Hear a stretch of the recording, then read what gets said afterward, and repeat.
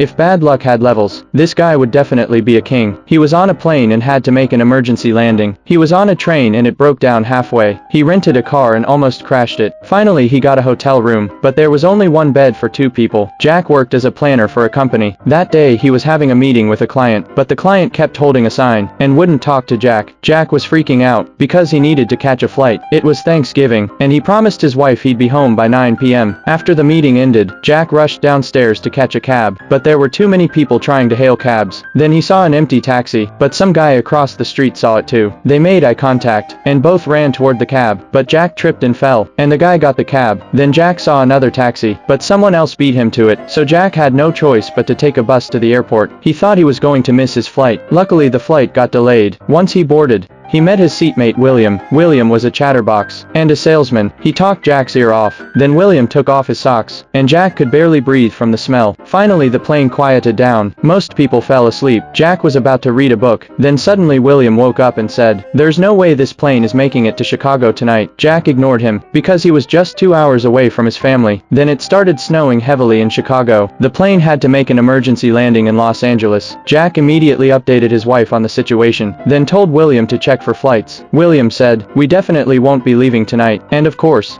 William was right. The airport staff announced that all flights were cancelled. That's when Jack remembered he needed to book a room, but all the hotels were fully booked. William said he had a client who ran a motel. If Jack was willing to pay for the cab fare, he could take him there. Jack looked at all the people sleeping on the floor at the airport and agreed to William's offer, but something terrifying happened at the hotel.